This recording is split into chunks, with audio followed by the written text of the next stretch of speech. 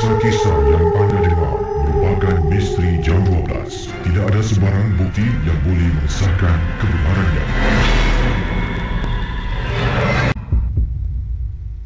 Misteri jam 12 dah bermula. Jangan tak dengar ya.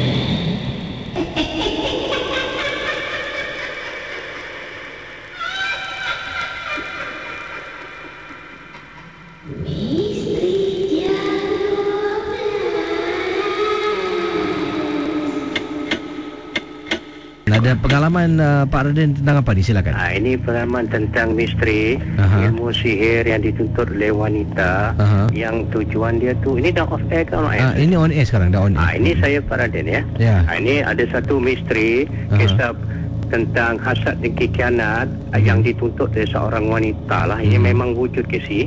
Dia seperti yang dipanggil dia berkahwin yang dipanggil makan suami lah kesi.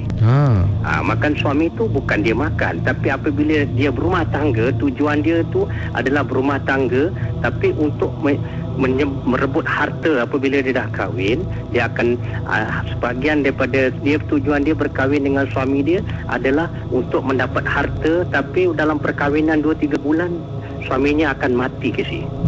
Dan dia akan dapat menuntutlah sebahagian harta dia.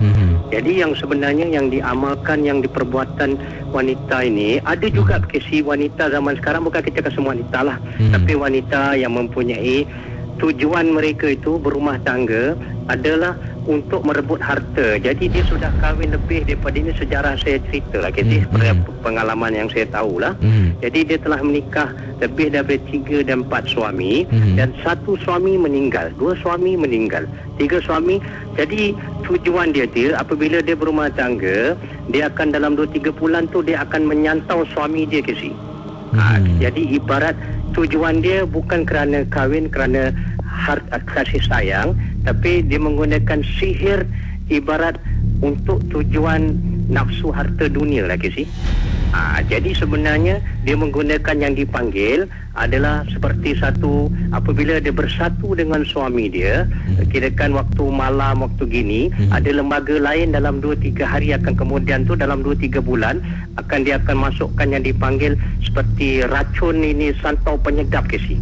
Seperti apabila dia bersatu dengan suami dia, seperti satu yang suaminya tu akan dapat rasa nikmatnya, tapi ada satu racun kasi. Ini dipanggil, kalau sama orang, kalau orang pernah tahu, orang Melayu dulu, wanita-wanita zaman dulu yang ada ilmu sihir yang dipanggil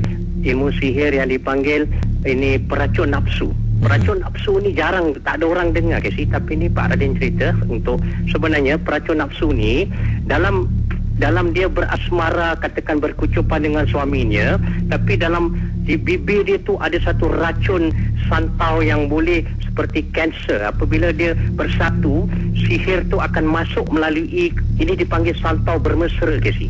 Apabila dia bermesra dengan suami dia, ada projek, katakan 3 bulan maut lah orang tu.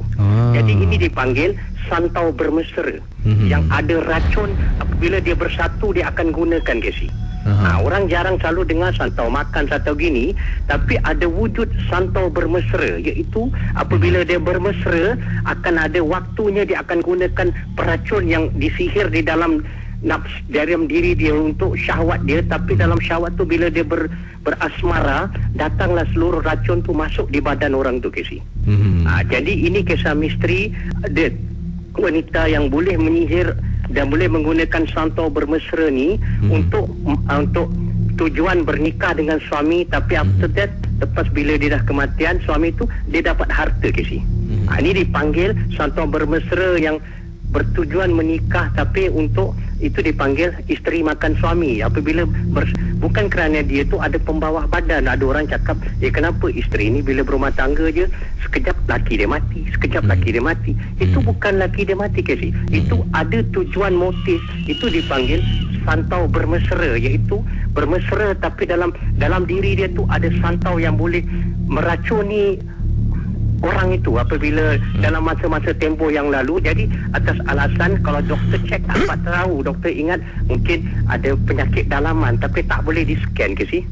Tapi dalam sekarang saya kasih tahu, dalam misteri santau banyak orang tak mengenal ilmu santau bermesra, iaitu yang dilakukan oleh wanita-wanita yang pakar ke si, untuk tujuan menikah suami, dan akhirnya suami meninggal dapat harta, tak sampai setahun menikah lagi 3 bulan, menikah lagi rebut harta.